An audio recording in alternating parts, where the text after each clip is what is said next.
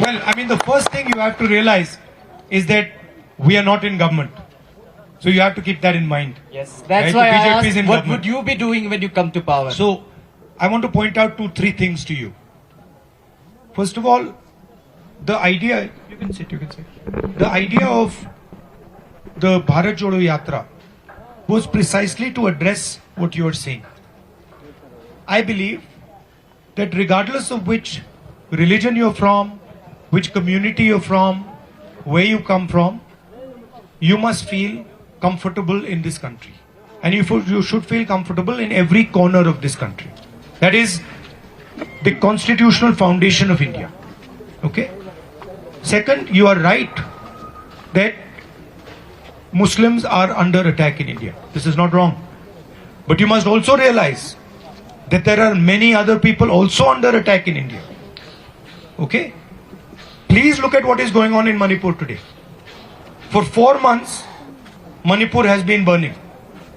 Right? So you must not think that you are the only people under attack. All sorts of... Yeah, it is happening. Of course it is happening. But it is happening to Muslims, it is happening to other minorities, it is happening to Dalits, it is happening to tribals. Right? Because it is the attitude and the approach of the BJP. And this is something we are committed to fighting. And you're very well aware that myself and the Congress party are at the forefront of this fight. Right? So that is something that is very, very clear.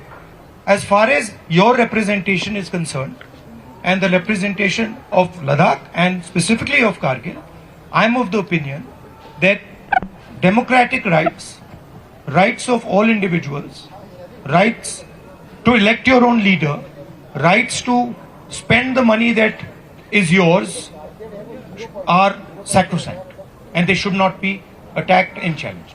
So on that, we are 100% committed and there is absolutely no confusion. Right?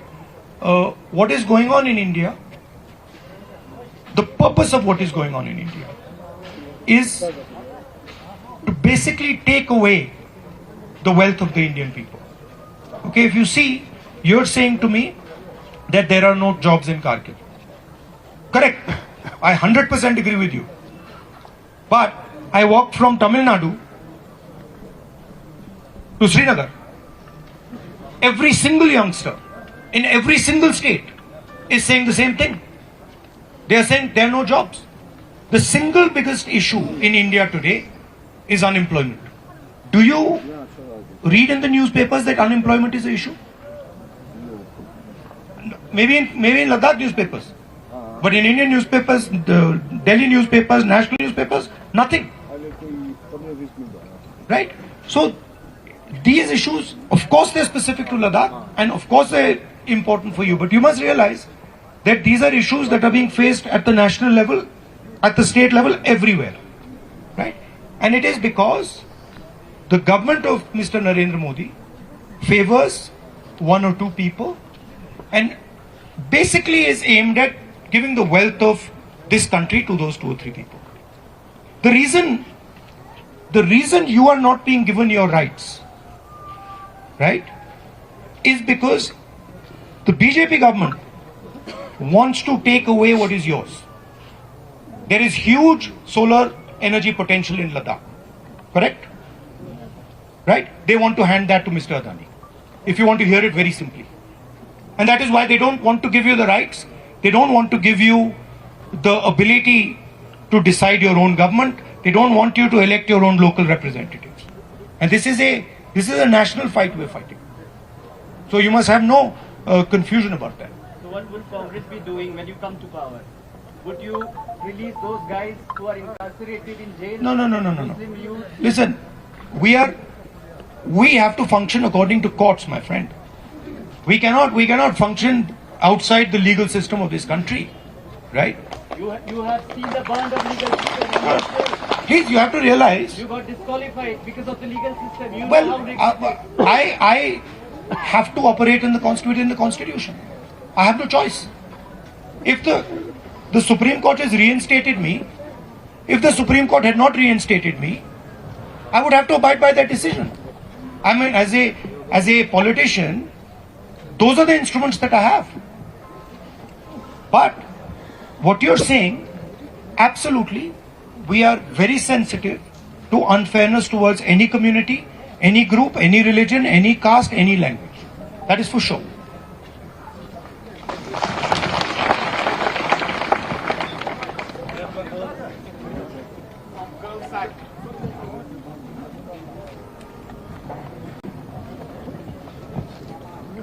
Hello, sir. First of all, on the behalf of student community and unemployment youth of Kargil K, we welcome you Kargil. And secondly, congratulations for the successful Bharat Jodo Yatra. You really did a very good job, sir. हमने आपको पीछे जब से आपने यात्रा start किया, हम आपको फॉलो कर रहे हैं. आपका चाहे आपका ट्विटर हो, आप कहीं भी हो, विल फॉलो यू सर. हम ये जानते हैं सर कि आप पावर में नहीं है अभी कांग्रेस, लेकिन आपका जो एक अच्छा रोल रहा है कि आप एक अपोजिशन का पार्टी का आप मेन अपोजिशन पार्टी हो. आपको बखूबी मालूम होगा सर कि हमारा जो एमपी है वो तो पार्लियामेंट में कुछ बोल तो नहीं रहा sir. On the behalf of us we don't know sir why he is speaking. हमारे जितने भी इश्यूज है उस पे हमारा एमपी साहब पार्लियामेंट में जाएंगे मम. भैया तो आपको उनसे बात करनी है. हाँ नहीं सर, अभी आई कम टू दैट पॉइंट, वो भी हम कर लेंगे सर. ऐसा नहीं है कि हमने उससे बात नहीं किया सर. शायद उसके घर में हमारे दिए हुए मेमोरेंडम इतने पढ़ों के फाइल भर के हमने उसके पास मेमोरेंडम सबमिट किया था. You know it's just like a love letter देना, बाकी कुछ होना नहीं है. हमने बहुत बार उनसे ये कोशिश किया था बात करने का sir. No I come to the point. Elect तो आपने किया ना. बस यही तो सबसे बड़ा. मैंने तो नहीं किया. हाँ सर, यही तो सबसे बड़ा गुनाह हो गया सर. इलेक्ट तो आपने किया. हाँ सर, सबसे बड़ा गुनाह शिकायत लगा रहे हो. हाँ सर, क्या आपने सोचना था पहले. गलती से मिस्टेक हो गया sir. Next time it will not happen. अब अगली बार mistake okay sir. Now come to the point that sir, हम चाहते हैं कि हमारे करगिल की यूथ, जो लद्दाख की यूथ की तरफ से आप एटलीस्ट हमारी तरफ से ऑन द बिहाफ ऑफ अस ये एक बार इशू राइज करें. सर आपने कहा कि नेशनल लेवल पे ये अनएम्प्लॉयमेंट यूथ का इशू है. नेशनल लेवल पर समथिंग एल्स सर. पिछले जब से हम इस स्टेट से अलग हो गए तब से हमने जो मुश्किलात, आपको शायद डाटा मिल जाएगा कि लास्ट 2019-22 में हमारा जो एम्प्लॉयमेंट रेशो सबसे आगे चला गया था हमारे लद्दाख का. मैं क्लियर कट कहता हूं सर यहाँ पर, क्योंकि मैं यूथ को रिप्रेजेंट करता हूं. मैं किसी एक ऑर्गेनाइजेशन का प्रेसिडेंट भी हूं सर. मैंने इसको काफी करीब से देखा है. And I am also be part of the Kargil democratic alliance. इसमें आपको बताते चलूं सर, हम आपसे क्या चाहते हैं. हम ये चाहते हैं कि हमारे जितने भी इश्यूज है, स्पेशली जो जब से हम 4 साल में हमने जो मुश्किलात जो हमारे इस यूथ ने फेस किया सर, जो हम अनएम्प्लॉय यूथ ने फेस किया, शायद कोई भी पॉलिटिशियन और कोई भी गवर्नमेंट किसी ने फेस नहीं किया. हर किसी को उसका इंक्रीमेंट मिला, हर किसी को अपना अच्छा खासा सब कुछ उसको मिला है, सिवाय हमारे इन यूथ के और हमारे स्टूडेंट और हमारे जो अनएम्प्लॉयड यूथ को सबसे हमने मुश्किलात फेस की. उनकी तरफ से एक भी हमारे जो एडवर्टाइजमेंट नहीं हुआ है. एसएससी का, आई एम सॉरी सर, थोड़ा लंबा जा रहा हूँ, उसके माफी चाहता हूँ. हमारी जो एसएससी की तरफ से हमारे एडवर्टाइजमेंट होता सर 1 साल पहले, अभी तक उसका रिजल्ट डिक्लेयर नहीं हुआ है. वो रिजल्ट डिक्लेयर नहीं हुआ, सेकंड उनका एडवर्टाइजमेंट हो जाता है.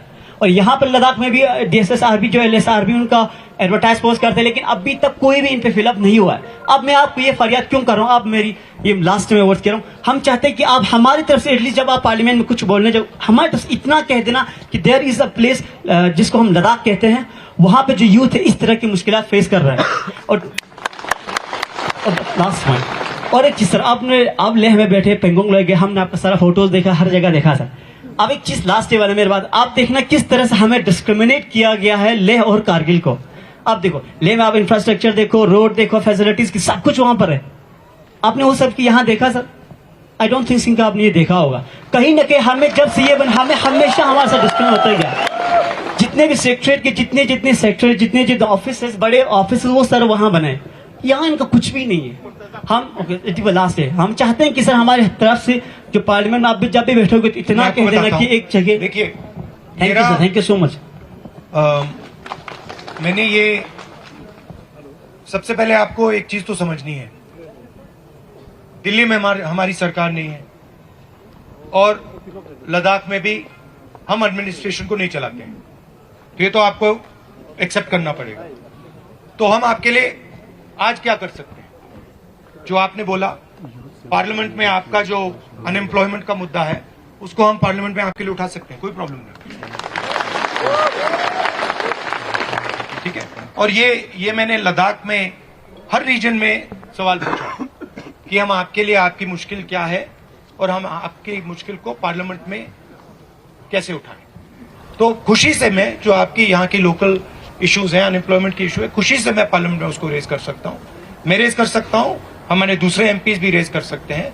तो पूरे देश का अटेंशन आपकी ओर आएगा और उनको भी पता लगेगा कि हिंदुस्तान में लद्दाख नाम की एक जगह है। वो तो आसानी से कर सकता हूं, कर दूंगा। Koshedunnya precise short jakshya aduna keep in mind ki sir dang power hame api करते क्वेश्चन टीजिए। हाँ वो लेकिन शॉर्ट और प्रिसाइज रखिए।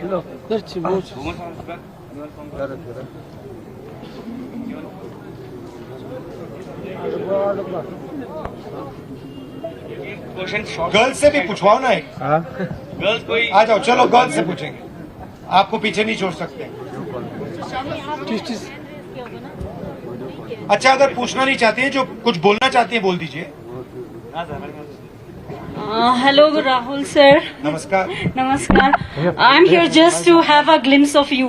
और मुझे मतलब I'm not a youth, तो मास्क लगा के आई हूँ सिर्फ आपको देखने के लिए। Thank you. नहीं, मगर आप कुछ कहना चाहते हैं?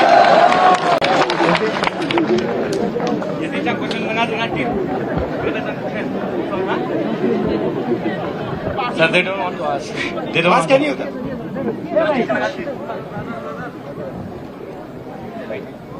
Sir first of all good evening. कि आप यहाँ हमारे लिए आए और जितने भी प्रॉब्लम थे वो तो मतलब हमारे जो रिप्रेजेंटेटिव हैं उन्होंने आपको मतलब कहा। हम यहाँ सिर्फ मतलब आपको यहाँ देखने के लिए आई थी मैं पर्सनली बाकी प्रॉब्लम तो उन्होंने आपको वो कर दिया, बता दिया। तो अपने बारे में बताइए आप। सर मैं तो यही की हूँ। क्या करती हो? Sir I am student. क्या पढ़ाई हो रही है? Sir I am preparing for PhD। अच्छा, in what? in zoology. In Zoology, sir. zoology। Yes. अच्छा, एंड सब्जेक्ट क्या है एग्जैक्ट? Sir, टॉपिक क्या है personally, PhD का? I am interested in fisheries, ecology. How come? Huh, sir? क्यों? Why are you Because- interested in fisheries? Because I'm interested in. Yeah. And what do you want to do afterwards? Afterwards, I want a service for my people of Kargil. And sir आपको तो इन्होंने बता दिया यहाँ पे मतलब employment की बहुत बड़ी इशू है। सो प्लीज थोड़ा इनको कंसिडर करें। बिल्कुल करेंगे। Thank you sir. I'm so happy to see you here personally. Thank you so much. And thank you for coming. And you spoke very well.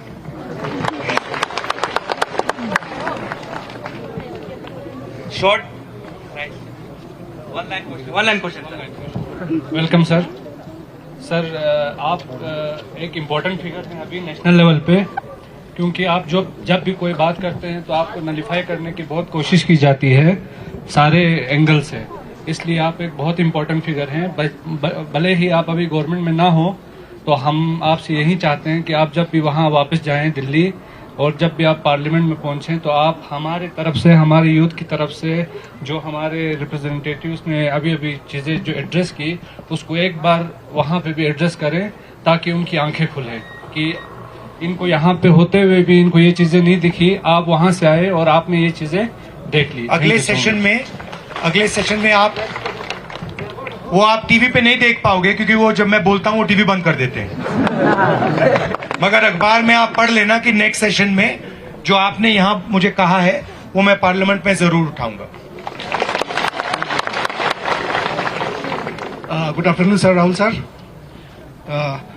आपके यहाँ आने का बहुत बहुत धन्यवाद सर। सबसे पहले तो मैं आपको अपनी तरफ से पूरा on behalf of the Kargil youth I would like to congratulate you. आपका बना हुआ, आपका स्ट्रगल किया हुआ, आपने हमारी सुनी थी कि कोई 7-8 साल पहले जो जिला के टनल के बारे में जो आपको कारगिल के लोगों ने रिक्वेस्ट रखा था, आपका टनल का 50% कामयाब हो, इसके लिए आपको मुबारकबाद पेश करता हूँ सर। और कारगिल की यूथ की तरफ से सर एक उम्मीद हमें यही है कि इंशाअल्लाह बहुत जल्दी आप रूलिंग मतलब आपकी हुकूमत बनेगी इंडिया में, हमें उम्मीद है। तो जिस तरह से आपका भारत जोड़ो यात्रा का हमें अंदाजा होता है उस हिसाब से इंशाल्लाह बहुत जल्दी हमारे कांग्रेस की हुकूमत बनेगी।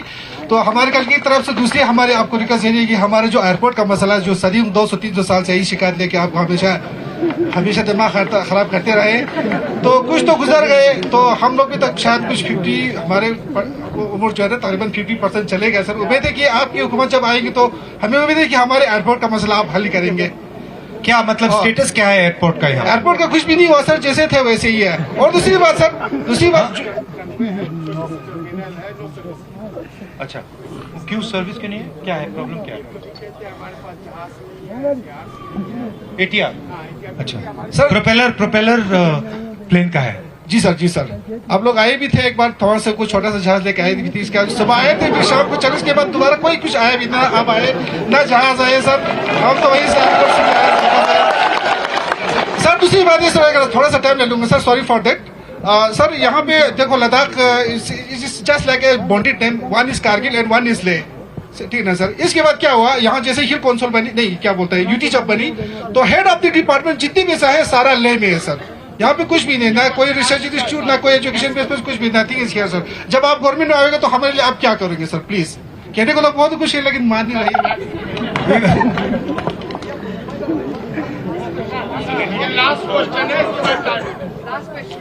Sir we are very happy to see here.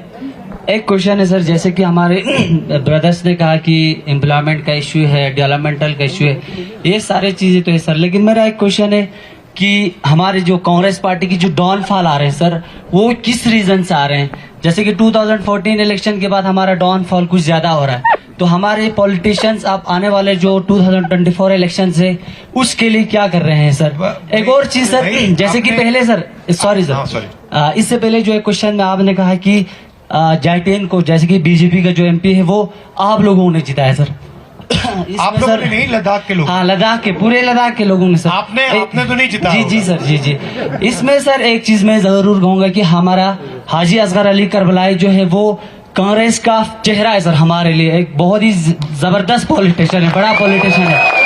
But यहाँ पे मैं एक चीज हाजी असगर अली करबलाई से भी क्वेश्चन जरूर करना चाहूंगा सर, जब मैंडेट आपको अनफॉर्चुनेटली नहीं मिला, मैंडेट जो है कास बलबर ले को मिला, तो यहाँ पे आपका एज ए इंडिपेंडेंट खड़ा होना, मुझे ऐसा लगता है कि आपने बीजेपी के जो सपोर्ट, शायद वहाँ पे मुझे ऐसा लगता है कि उस वजह से पुश हुआ। तो इन फ्यूचर में सर मेरा यही कहूंगा कि अभी हम सब चाहते हैं कि we should to be free from BJP, क्योंकि अभी ना कोई मुस्लिम, सिख, ईसाई, बुद्धिस्ट, एवरीवन की, हर किसी का एग्जिस्टेंस जो है वो बहुत ही रिस्की में है सर। तो इसलिए अभी जो 2024 आने वाले इलेक्शन में हमारे पॉलिटिशियंस हमारे अपने पार्टी के लिए कितना लॉयल है सर? अगर ऐसी चीजें रहेंगे तो हम क्या 2024 में सत्ता में आ सकता है कि नहीं, इस चीज के बारे में सर। अभी आपने बोला कांग्रेस पार्टी का डाउनफॉल, कर्नाटक में किसका डाउनफॉल हुआ? कांग्रेस पार्टी का हुआ क्या? अब आप देखना, हिमाचल में किसका डाउनफॉल हुआ? कांग्रेस पार्टी का हुआ। अभी मध्य प्रदेश में चुनाव है, राजस्थान में चुनाव है, छत्तीसगढ़ में चुनाव है, तेलंगाना में चुनाव है। आप देख लेना वहां पे किसका डाउनफॉल होगा। चारों के चारों चुनाव कांग्रेस पार्टी जीतने जा रही है। तो ये कांग्रेस पार्टी, ये सिर्फ एक पार्टी नहीं है, ये कांग्रेस पार्टी एक विचारधारा है, एक सोच है, और ये हिंदुस्तान के करोड़ों लोगों के दिल में है। ये सिर्फ पॉलिटिकल पार्टी नहीं है। जो हमारी कॉन्स्टिट्यूशन की वैल्यूज हैं, जिन चीजों के बारे में आप बात कर रहे हो, फेयरनेस होनी चाहिए, रिस्पेक्ट होनी चाहिए, यही है कांग्रेस पार्टी। और आपने फर्क देख लिया है, देश में आपने फर्क देख लिया है। बीजेपी का राज देख लिया आपने, कांग्रेस पार्टी का राज देखा है, ठीक है? तो आप ये मत सोचिए कि कांग्रेस पार्टी बीजेपी से टक्कर नहीं ले सकती है। मैं आपको गारंटी देके कह रहा हूं, 2024 में हम बीजेपी को हरा देंगे। और मगर आपको एक और बात समझनी है, आमतौर से क्या होता है लोकतंत्र में, एक पार्टी दूसरी पार्टी से लड़ती है, सही है? आज हिंदुस्तान में यह नहीं हो रहा है। आज बीजेपी ने हिंदुस्तान के सब इंस्टीट्यूशंस को कंट्रोल कर रखा है। आपको क्या लगता है कि हिंदुस्तान में फ्री एंड फेयर मीडिया है? आपको लगता है कि मीडिया हिंदुस्तान में न्यूट्रल है क्या? तो आपको यह समझना होगा कि बीजेपी ने हिंदुस्तान के सब इंस्टीट्यूशंस पर आक्रमण कर रखा है, चाहे वो मीडिया हो, चाहे वो ब्यूरोक्रेसी हो, इलेक्शन कमीशन हो, जुडिशरी हो, सब पे आक्रमण कर रहे हैं।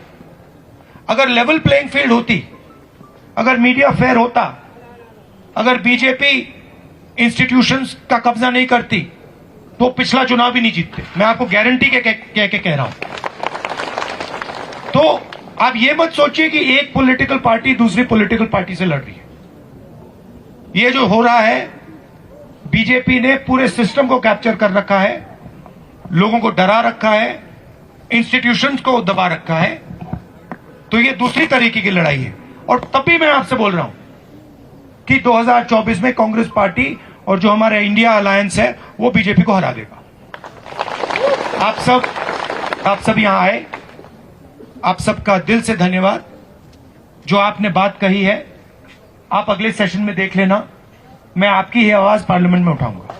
Thank you.